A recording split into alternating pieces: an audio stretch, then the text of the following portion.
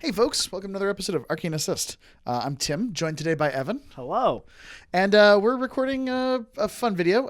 We had a bunch of requests on a video a little while back, and this is a couple of lists that we wanted to feature. We've had a lot of requests, both directly and indirectly on the channel, to feature some Retribution. So I'm playing Rahn today. I'm playing Mike Ireland's list that beat me at Champions at Captain Con. Mike and I are friends, and we talked for a while about the tech in this list. I really like it. I think it's super powerful, and I think it's a direction that Retribution players should look seriously at when kind of considering ways to sort of innovate in the faction. I think Mike is a really excellent player, and I think his list design is super on point, and I think this does something that we haven't necessarily seen from a Ret list in a bit. Evan is playing an adaptation of Ghost Fleet with Terminus. Best Ghost Fleet. Yeah, thanks to the... coolest Ghost Fleet. I think so. Thanks to the changes to Terminus's Warjack points, which are something that I tested pretty extensively during CID. Terminus now has the ability to take 2 Arc Nodes and Barathrum, which really rounds out how the list sort of shapes up. I think this is probably one of the most elegant versions of the list available to him. Yeah, you're not in some awkward realm of, I guess I have to get one less free solo or a weird off-point battle group. Yeah, or not take the Wraith Engine, which is a really, really excellent piece with him.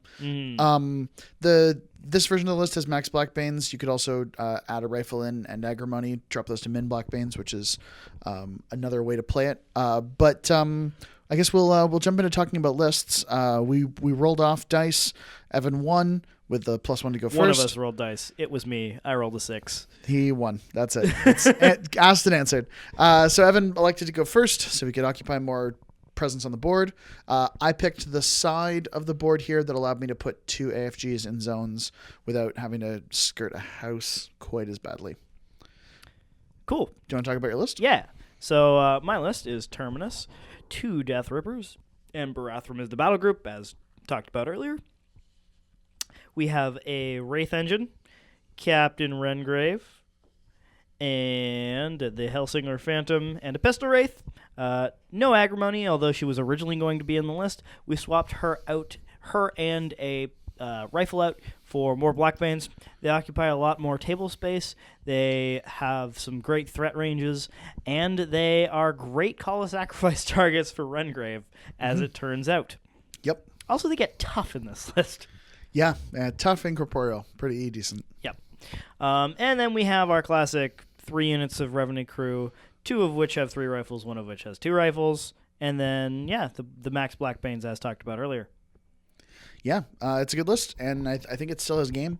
This is, of course, post-CID changes, so this list has no point blank, and they tweaked a couple of the point costs. I think it was just the cannon crew that changed, which doesn't affect how this list plays. My list, as I said, is the list that Mike played at Captain Con. So it's Adeptis Rahn in Defenders of Ios. He has Sylys attached and 2 Chimeras with his character Jack Discordia. There are then 2 Arcane Force Generators, a single Arcanist Mechanik, Fane Knight Skeryth Issyen, Eiryss 1, that's Eiryss Mage Hunter of Ios. It's got a unit of Stormfall Archers, a max unit of Ryssovass Defenders with a single Soulless Escort, and then he has Lynus, Wesselbaum, and Edrea Lloryrr. It's a really cool list. It's got a lot of neat moving parts. You've got the ability to remove clouds, which is relevant in the Cygnar matchup against Haley 3 and a variety of other casters, including Kolgrima. You've got multiple Arc Nodes for Rahn. You've got access to Rahn's character Jack, who does a lot of work. You've got the 2 AFGs for their really incredible threat and access to magic weapons.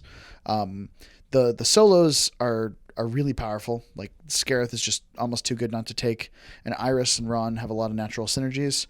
I've also really enjoyed putting Stormfall Archers back on the table. The Theme Force giving them Repo 3 give them a lot more mileage as far as I'm concerned, because I feel like a lot of times they struggle with, I really need to run to be in position for shooting next turn, but I really, really want to make use of my snipe guns that can drift shots and do reasonable damage. I think this list has a lot of really, really cool tools, and it makes me want to play Ret. Cool. So without further ado, I think we're just going to jump into it, So, I won the dice roll. As talked about earlier, I chose to go first. Here I'm deploying Terminus pretty centrally. He needs to be in the middle to collect as many souls as possible in his control range for that sweet, sweet feat turn. I'm deploying Deathrippers at 12 inches from Terminus on either side. That way they get some pretty great flanking angles, and I can position them where they need to be in order to get the best early annihilations out. Get some souls on Terminus, really getting the soul gravy train going. Rengrave and a unit of Revenants are going directly beside Terminus just to be annoying Zakbon targets basically for the entirety of the game. Blackbanes spread out in a line to the right-hand side, mostly because they're going to go more centrally, but they're faster than the Revenant crew, so they can afford to be off to the side a little bit. Also, if they want to, they can go into the zone on the right-hand / top-hand side of the table, along with this other far unit of Revenant crew going to just contest that zone forever.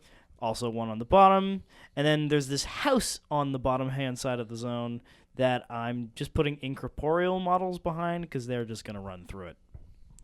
Yeah, seems really good. For my part here, there's another sort of slightly awkward building. It's actually the less awkward building of the two. So I put an AFG that's going to just run through that acid bath and end up being corroded. It can kind of afford to be corroded, so I don't mind that too much. It's going to try to hold that top zone and stare down a bunch of models that don't really want to shoot it with Carapace and can't really charge it because it can't be charged, so they're in a pretty good spot. My other AFG I'm going to put on the bottom here. It's got native Pathfinder, so it can run through that rough terrain without too much trouble. So I'm feeling good about both of those things. There's a couple of kind of challenging choices to make here. For one thing, what I want the Ryssovass defenders to be able to do is kind of hold a zone on their own, maybe with support from an AFG, with the combination of a Polarity Shield and their +2 defense against melee attacks while they're base to base, tough no knockdown. They can hold a zone for a really long period of time. But there's a big patch of rough terrain there, which is kind of annoying for them. So I'm going to consider a few options. I certainly don't want to run them through the acid bath in the top zone, and they can't get through that building. So their lanes of unpacking there are really bad. So they're definitely going to be going toward this bottom zone. It's just where I want to put them. And I think I end up settling that they're going to mostly be kind of behind and around that wall, even though the wall doesn't help them very much. Discordia deploys centrally. I end up deploying my Chimeras pretty close to each other.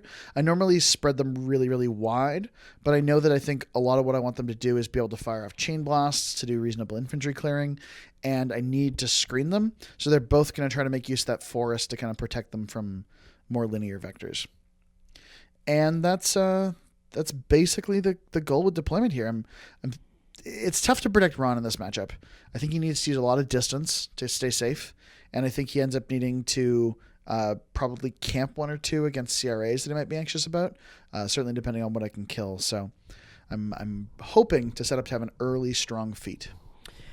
So I deploy Barathrum pretty centrally just because I don't know where I want him to go, and he has a lot of jacks in the center of the table, and that's probably where Barathrum is going to want to be attacking.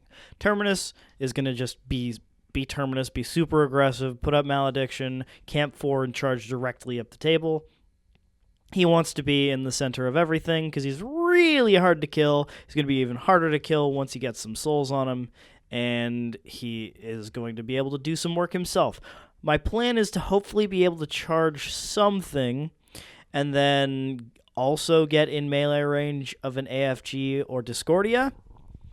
More likely the AFG because I can't charge the AFG on its own. Even if I want to charge Discordia, I can just do that most of the time unless it has Polarity Field up. But yeah, Terminus getting super aggressive. Everyone else run around him so that they can take bullets instead. Sometimes twice because of tough. That's a good rule. Yep. It's really good. Blackbanes are going to spread out. They don't want to get AoE'd down by the AFG. As is this unit of Revenants, just going to spread out so they don't get murdered by the AoE for rough terrain gun. It's a good gun, and native magical helps a lot too. Yeah, it really does. I'm a little bit unsure of where I want to put the Wraith Engine. I can run him screaming right up the middle of the table on turn 1, but then he probably gets shot by 2 AFGs, and he doesn't like that. So I decided I'm going to be a little bit more reserved with him, keep him back, just provide that armor buff to my army against all the shooting that Tim has. Including Terminus. Which is not what you used to see, because Denny does not get that bonus, because she's not undead. She's alive. But yeah, Terminus just bullying the table, Wraith Engine helping him out.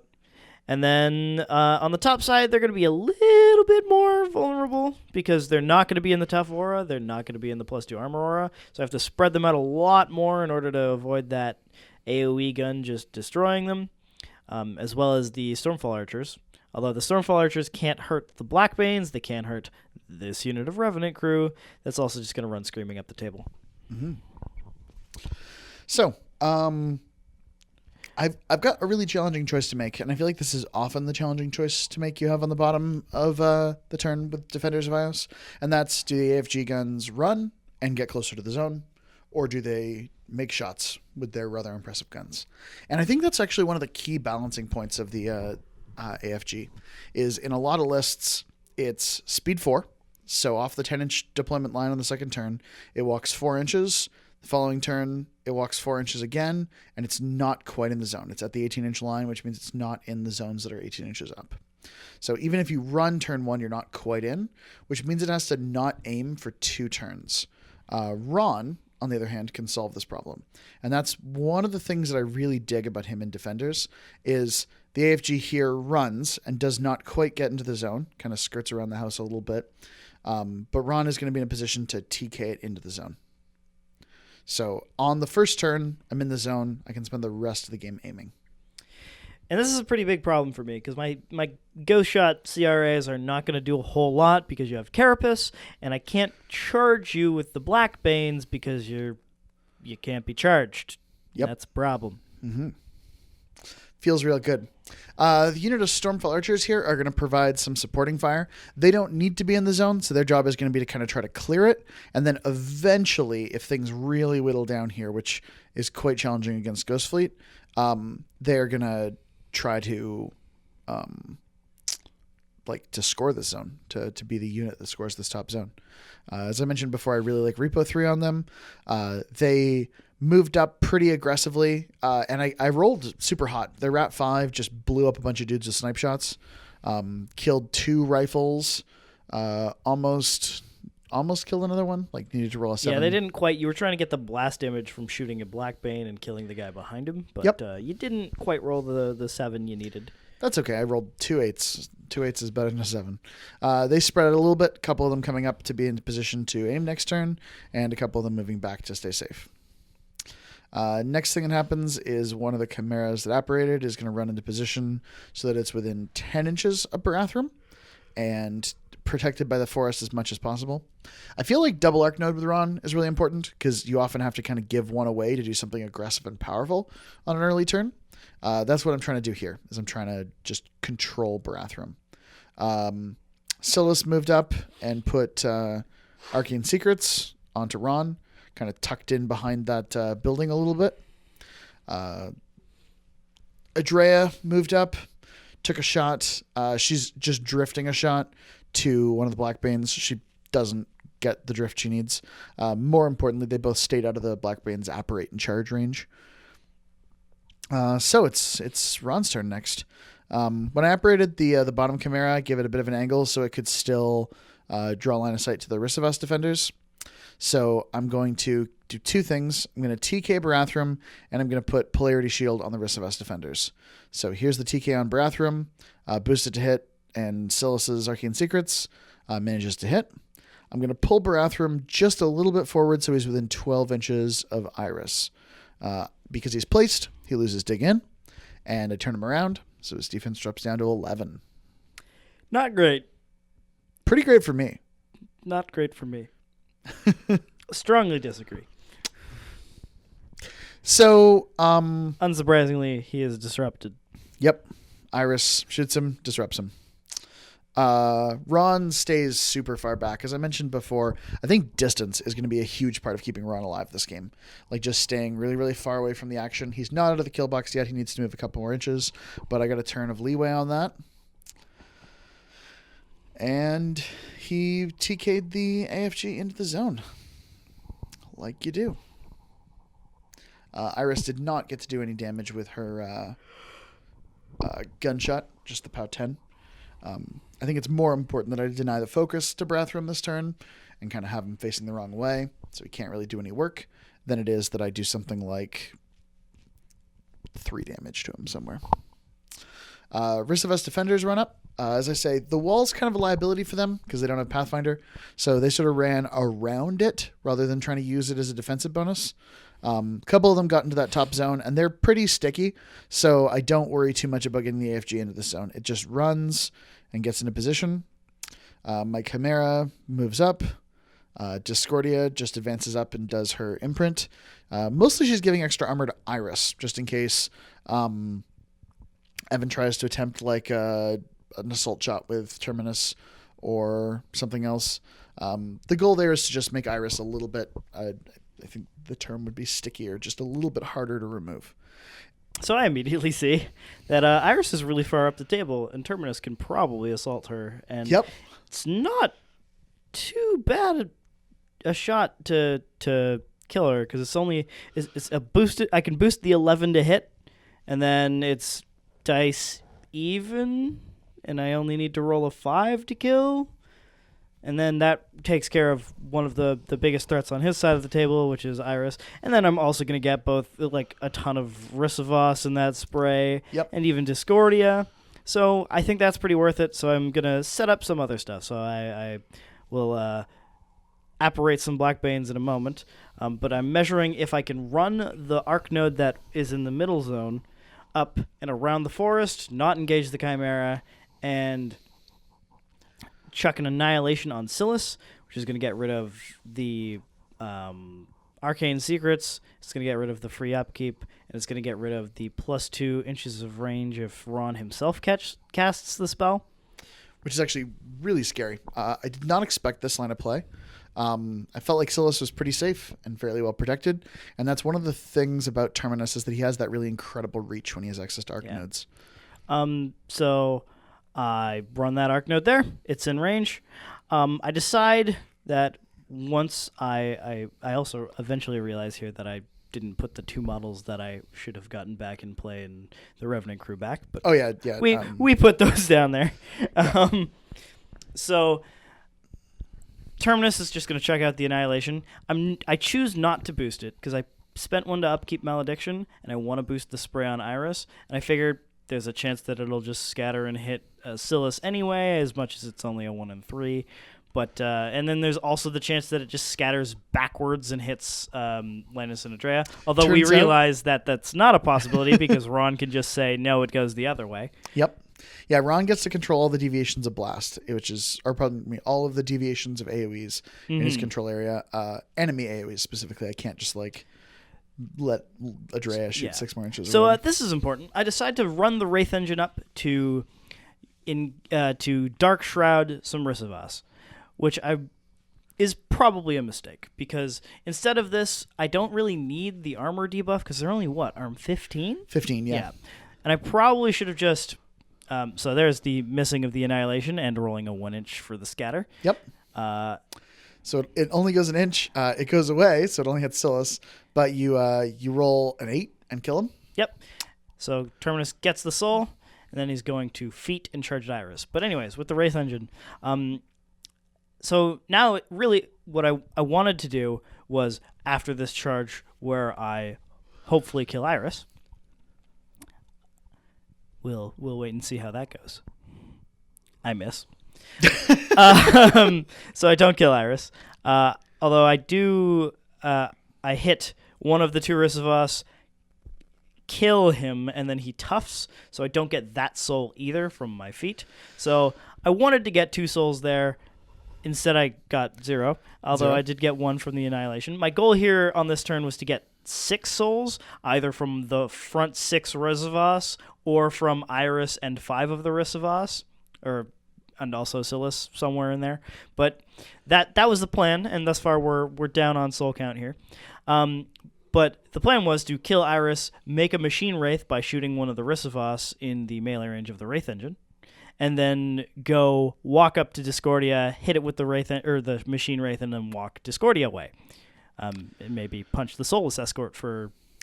I do get to make an attack with that, yes? Yep. Yeah, punch the Soulless Escort so I have easier annihilations later on in the game. But that didn't work out, so there's no place for the machine wraith to land if I do get to make one. One of the things I was really afraid of you doing is taking that arc node that's behind the building and just running it to within 5 inches of the Ryssovass defenders and just like dropping an annihilation right on top of them. I thought about that. I wasn't sure about it in terms of I would get far enough up the table for my feet, although maybe I wouldn't have needed to feet if I just did that line of play. And I wasn't sure about tough in that. Yeah, tough can be a big deal there. And especially when it denies you souls on basically a 4-cost spell, right? Exactly. Yeah. So these guys are just going to go. They're going to do some CRAs on the non-engaged Ryssovass. Sorry, this is the Caneslinger. The Caneslinger went and hit a Ryssovass and then killed it, and then it toughed, and then missed, and then did nothing to the back of the Wraith Engine. Now the CRA happens. They managed to kill one Ryssovass defender, so Terminus is up to 2 souls now. The second unit of rifles is going to go. Basically, at this point, it's damage control. I'm going to walk a bunch of stuff around Terminus. Then Rengrave does his assault shot here, shooting at the one Ryssovass in the front that is corroded because he toughed from the spray. He toughs again. Oh, tough no knockdown is really good. So this is the third tough check that's denied me a soul in here. Yeah, it feels real good. Yeah. This unit's going. This is the unit with only 2 rifles, so they're only going to make 1 CRA. I'm not going to get the 2-man CRA and then the 1-man pot shot that I did last time. I think that's just the better way of doing it because it has more potential for souls. He toughs a 4th time. So Terminus is really not liking the fact that he's only gotten 2 souls thus far. It's not great for him. Terminus not a fan of tough? Yeah. Just a little hypocritical there, Terminus. We're just going to take that tree off the table. Tree. Finally, we managed to kill that very stubborn Ryssovass. Yep. And go to 3 souls. So With we're halfway there. With the pistol wraith, right? Yes, the pistol wraith, who didn't collect the soul because he was further away than Terminus in terms of proximity. So at this point, it's more damage control. The Blackbanes were going to flood this zone and run into the opposing zone. Now they're going to be running to be called the sacrifice targets for Rengrave, because most of my sack pawns are going to go into Rengrave. And then they're also going to run to help contest the opposing zone, along with that Deathripper. So there's 2 incorporeal models as well as a Deathripper in the opposite zone. So that's something that Tim has to deal with if he wants to try to get a scenario lead. I throw a ton of these Revenants into the top zone. I realize they're pretty bunched up and they're probably going to die to a giant AoE, but the 3 Blackbanes are also there. So Tim has to choose between shooting the magic AoE gun at the Blackbanes or using the Stormfall archers to try to pick off Revenant models with AoEs. Barathrum toes both zones, gets behind his buddy Terminus. Maybe gets a countercharge angle somewhere here, but not likely with the positioning of Terminus in the Wraith Engine. I run the Deathripper back into my back zone just in case Barathrum decides to countercharge out, and I won't get the point. And Tim rolls a bunch of corrosion checks. And by a bunch, I mean 2. Yeah, so some corrosion checks. Some corrosion checks. So I don't shake corrosion on the AFG, who took it from walking into the acid bath, or Discordia, who took it from the spray.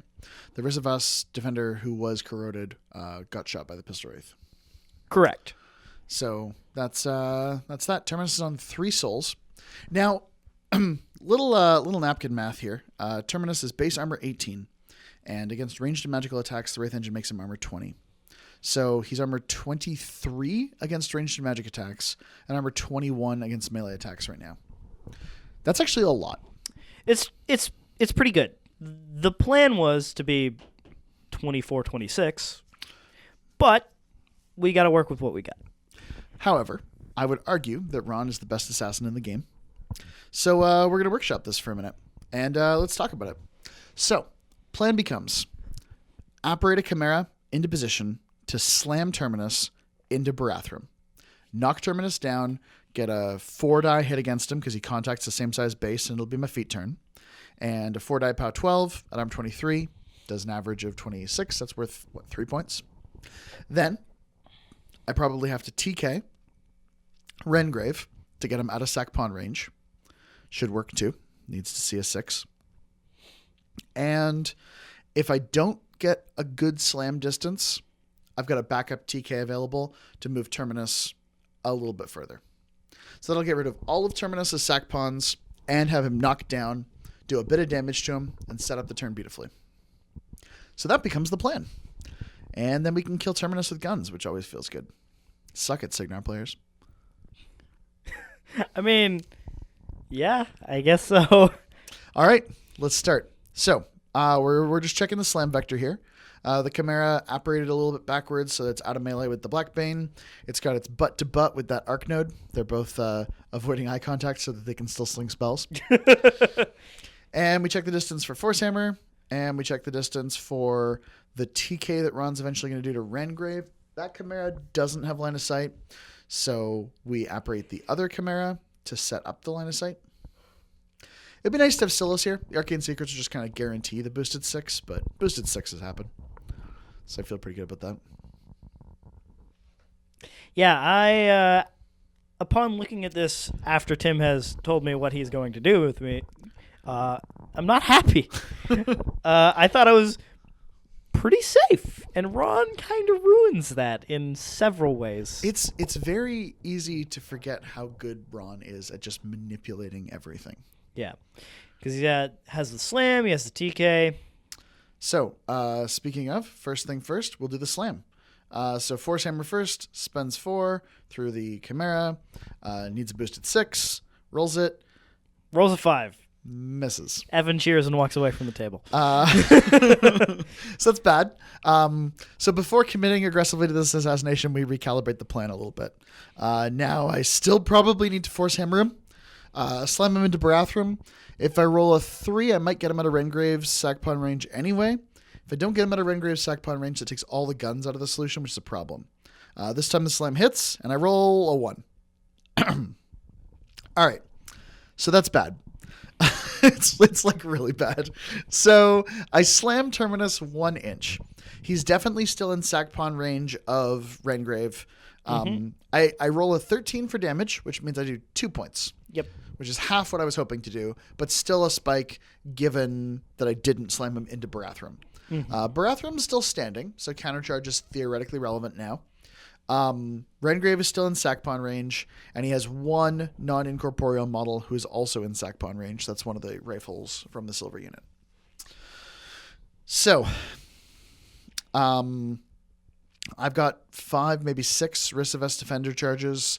Those can do about 3 points each. That's not quite enough. I've got maybe a couple shots with the AFG, but those can be sacked. I've got 4 boosted damage POW 16 shots from the AFGs that all of them can currently be sacrificed to Rengrave, and he can call to sacrifice every single one of them. So I really need to deal with those. So we'll start with the AFG here. It's got line of sight. It fires a slam shot at Rengrave and misses because he's defense 14. Fires a second slam shot. This time moves him 3 inches. Yep. So he moves. He displaces a Blackbane, but never contacts it because it's incorporeal. Yep. So he's out of sack pawn range of Terminus, which is the important part. The AFG's slam here will do a little bit of damage to Rengrave, and he'll by sacrifice a little bit something. Kills someone else. Yeah, exactly. Unfortunately, that took 2 of the shots from the AFG, which is kind of an issue because I wanted it to put a POW 16 boosted damage roll into Terminus. I mean, it's dice minus 7, but dice minus 7 should be another 4 points of damage. Right. And at this point, I need every little bit of damage that I can get. We're going to do Lynus and Edrea next. They both move up. they're both taking magical shots. Sackpawn's optional here, so I'm just kind of hoping that Evan will choose to Sackpawn to that one rifle. The military rifle shot. Military rifle shot. You opt not to, and it's dice minus 12, so it does no damage to Terminus. What a surprise! So, unfortunately, they don't contribute very much. I mean, Terminus is still like very, very high armor right now, and I have no real way to mitigate that. So I'm looking at this table and I'm thinking, okay, what are my remaining options? I decide that given what's available on the table, I have to activate this AFG. It aims. It takes a shot at Terminus and hits because he is knocked down. You choose to sack that one, and the POW 16 just blows up that model. Don't tough it. That's fortunate because the tough check would have cost me another AFG shot. The second one does hit Terminus, and at POW 16, it's dice minus 7. Actually does no damage. Yeah. That's a little unfortunate. But Terminus is knocked down. And I've got some attacks left to go. So Chimera charge. Chimera charges him, stays in melee range, turns to face, goes through the Blackbanes who are incorporeal. Just had the one focus. Does a combo, so goes to POW 16. This is dice minus 5, and gets a nice little spike here. Crushes it. Does 10 damage. Yeah. Terminus has 8 boxes left. That is huge. That helps me out a lot. Eiryss activates next. Eiryss is pretty relevant to this plan. I was thinking she'd probably do a deadly shot to put 3 damage into Terminus, but I opted instead to do a focus disrupting shot. This means that next turn, Terminus will not replenish focus at all. I'll get my souls, but he'll get the 3 souls as focus, but he won't get anything else at all. I'm thinking if everything here kind of goes against me, you won't replenish focus. Discordia can go up and tag you with a spray shot. You won't be able to cast spells, so that'll keep Malediction off the table, and it'll put you in a really awkward spot, and maybe I can have this set up as an assassination for next turn if this fails. So, we're going to go next with the Fane Knight, Skeryth Issyen. He charges into Terminus. He got Righteous Vengeance from Sylys dying. He makes his attack. His auto hits, POW 15 Weapon Master, kills Terminus. Yep. Seems appropriate. Aces him in the face with the Needle of Lloryrr. Sounds like an Indian drink, you know? A little bit. Yeah, like yogurt and noodles. Anyways. Yeah. So that's the match. Relatively quick one this week, but I think a showcase of what I think is genuinely a really, really impressive toolboxy Rahn list that's very, very effectively oriented to assassination, but has some good long game tools in it as well. For sure. I think Terminus Ghostfleet still super strong, still has a really good recursion game. Doesn't do as much damage, but that's fine. Terminus himself can do a lot of work. He's kind of the heavy hitter that goes and takes whatever he wants off the table, and then is hard to kill back because his friends have gotten a lot of souls for him. I think another thing that you can see in this matchup is it might not be immediately obvious, but if this goes long, I think Terminus wins it hands down. The Retribution list has no access to RFP, and eventually is going to whittle down pieces, lose things like souls, start to struggle a little bit. I can kill your Arc Nodes, I can kill Barathrum, I can kill the Blackbanes, and eventually those Revenant models are going to start to overwhelm. Yeah, I think what happens is eventually Terminus kills an AFG. Yeah, I mean, even if he has to walk into melee, exactly. He has a personal 8-inch threat, and with Malediction, they're, pretty easy for him to kill. And from there, I just take one side of the table and start scoring. Yep. Yeah, so I think it was really, really important that Rahn got the assassination lane when he did and made really, really powerful use of it. One of the things that we've had requested from viewers before is that at the end of a video like this that ends really promptly, to have the kind of the video length not serve as a spoiler, to make sure that we kind of keep the conversation going for a few minutes at the end of it. We'll give you a bit of a still frame of the table so we can talk about it a bit. But I wanted to take a moment to chat about just Retribution as a faction. I think a lot of people have been kind of down on Ret, especially given the game win percentage they had coming out of the ATC earlier this year, which was kind of a bit of a state of the union for the Game of War machine and how the meta is progressing. A lot of Ret players were suggesting that there was a real problem with the faction, and I'm in the I don't believe that's the case camp, that folks just need to kind of change up lists and try new things, really make some adjustments to it. I think this Rahn list is a really good example of that. I think it is. Again, it's not my list. It's Mike's list, and Mike is an excellent player. But it's an example of defenders, but defenders played in a way that like a lot of people haven't been playing the list. I mean, we're making use of the Ryssovass, which are a new tool, and I think with a little bit of support can be really exactly what scenario Steamroller 2017 is looking for. They can be something that holds a zone, eventually scores a zone, has a bit of personal damage potential and some reasonable accuracy, so they're quite self-sufficient, but you give them something like Polarity Shield, and all of a sudden they can't be charged, they're hard to kill, and they have access to that tough no knockdown. Yeah, that was certainly a problem for me in this matchup, as it denied quite a few souls. Yeah, and like normally your plan for a unit like that would be to just drift a bunch of annihilations onto them, but the combination of Rahn being able to control your drifts and the range being reduced to 5 inches makes the annihilation game way, way less reliable. Mm-hmm. You basically have to definitely give me an arc node to take probably 3 souls. Yeah. Which is not a great rate of return. Not really. Things like the Stormfall Archers that have really good access to damage. I think this looks a lot like the Fires from on High list, like the Rahn theme list from Mark II. And I think, especially with the retooled Force Generators, I think this is a really nice home for Rahn, which is cool because before this I'd only ever been playing him in Forges. And he's actually not a spectacular Jack caster. Like, he really wants to spend his own stack every turn. All right. So playing him in the Jack list felt really unintuitive. Yeah. Anyway, if you've got thoughts or feedback, comment on the State of the Retribution faction in general. We'd be happy to have that kind of conversation. Post in the comments below, and we'll do our best to respond. And if you've got thoughts about Ghost Fleet post CID, Terminus in general, anything like that at all, feel free to let us know. Yeah, and as for our recommendations on the previous video, and I guess that would be 2 or 3 weeks two videos ago. Yeah. Yes.